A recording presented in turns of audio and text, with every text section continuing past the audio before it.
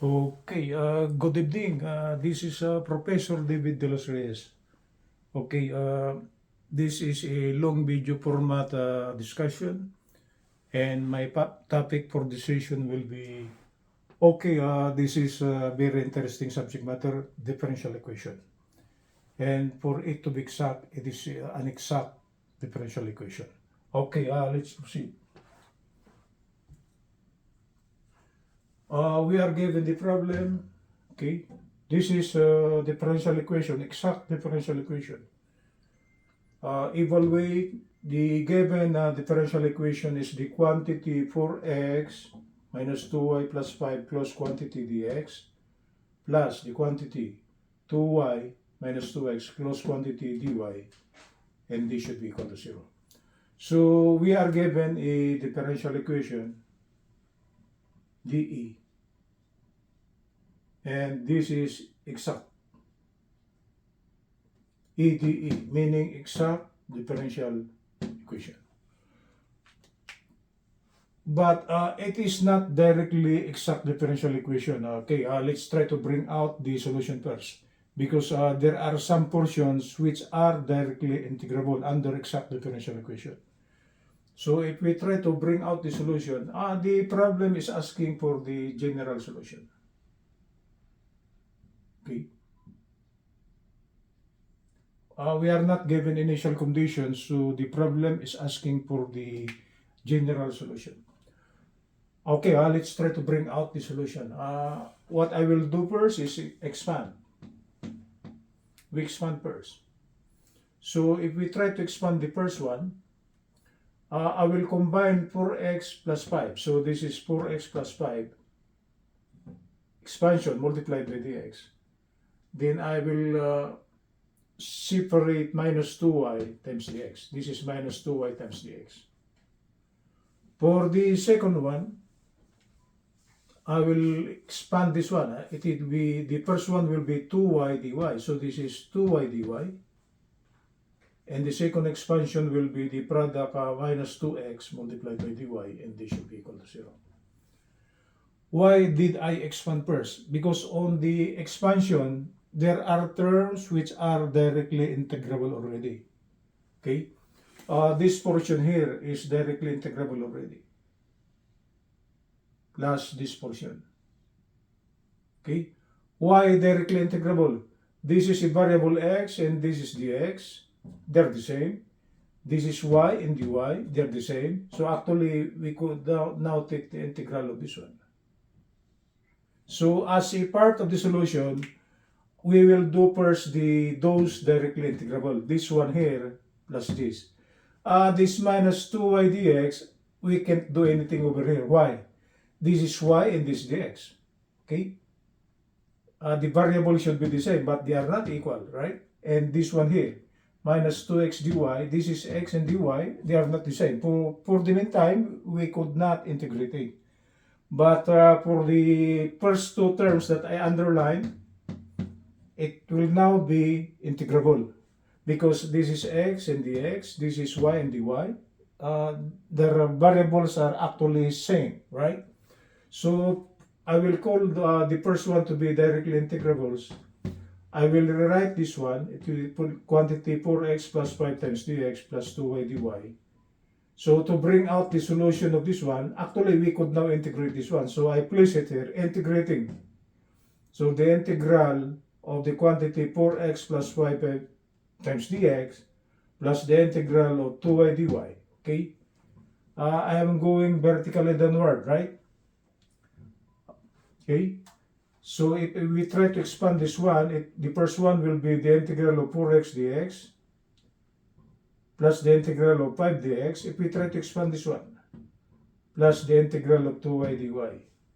Okay? For the first one, it falls under the power formula. Second one, it is exact differential. Also, this is under the power formula. So the first one will be, we bring out the 4, and the integral of x dx will be x squared over 2, power formula, plus 5. The integral of differential of x will just be simply x, plus 2, we bring it out. The integral of y dy will be y squared over 2. same as this x squared over 2. So if we try to simplify this one, it will be 2x squared plus 5x plus y squared. So a part of the general solution is this one. So I place it in a box. Okay, that's a part of the solution. So we are only halfway done. Okay, let's try to bring out the solution of this one here, plus the solution of this one. And I will call those ones not directly integrables. Okay, so if I will try to get those not directly integrables, it will be minus 2y dx minus 2x dy. And it is of the form under the solution of the so-called differential equation that are exact. It is of this form here. It will be small letter n times dx plus n multiplied by dy. That's the form for an exact differential equation. And actually, we could verify it if these expressions here are actually exact. Okay? So if we try to compare this one, m will be 2y, negative 2y, we will take the side. And n will be negative 2x, right?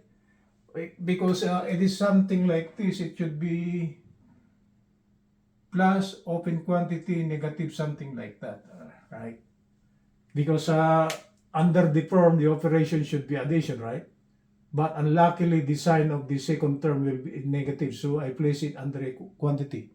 Okay, that's one of the rules under college algebra. So m is actually negative 2y, and n is actually negative 2x.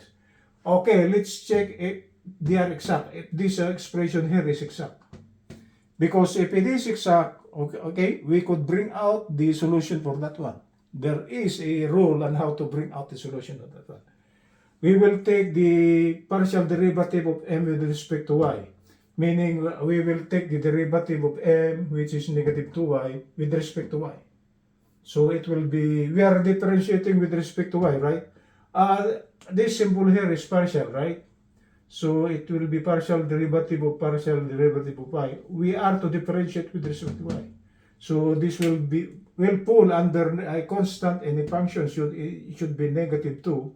And the derivative of y with respect to itself is 1.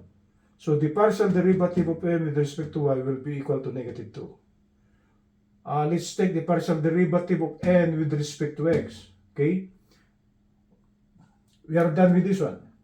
So we will take the partial derivative of n with respect to x. Okay? We'll try to bring out.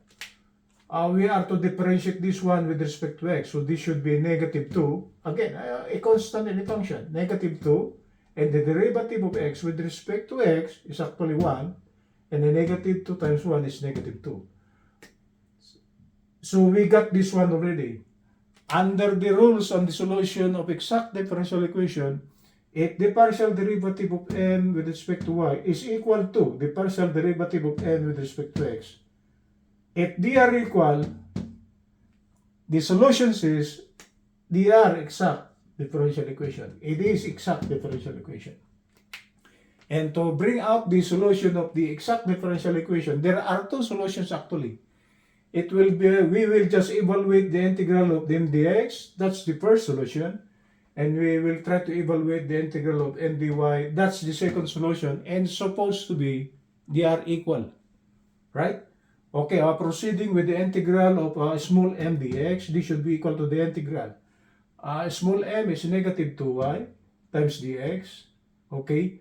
For the meantime, while we are integrating m dx, treat y as constant. Okay.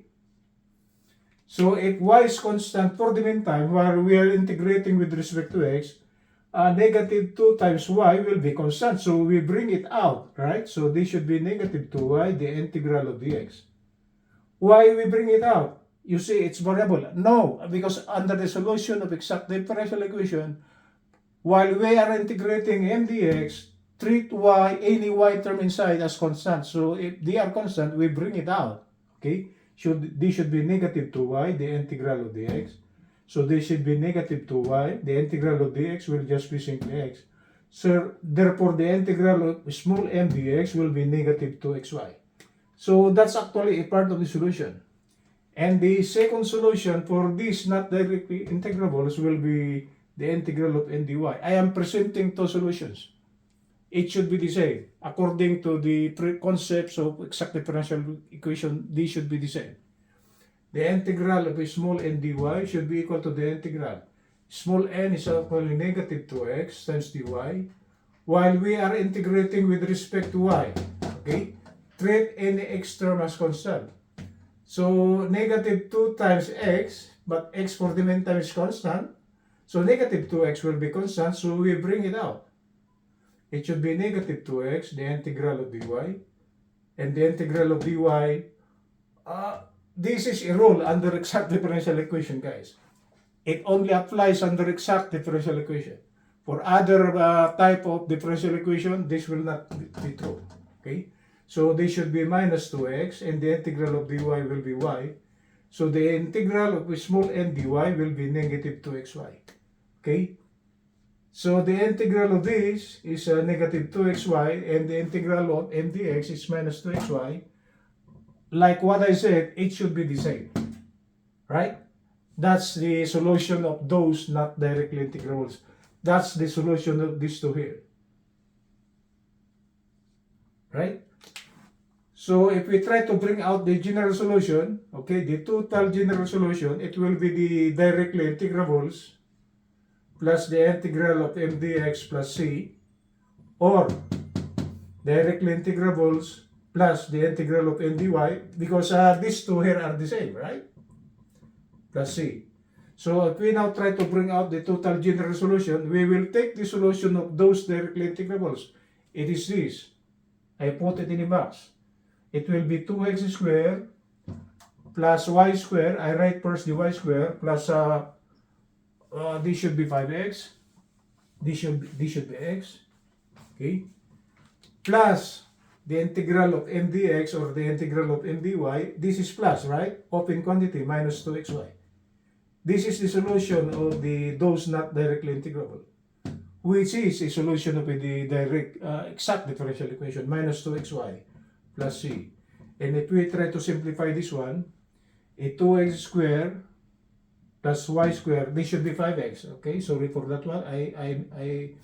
I forgot the x, minus 5x, okay, minus 2xy plus c. So the solution of this exact differential equation here is this one.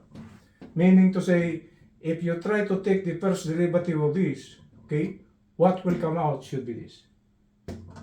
Okay, that's it, guys. This is Professor David J. De Los Reyes. This is a long video format on the problem exact differential equation. Okay, good evening from Los Angeles.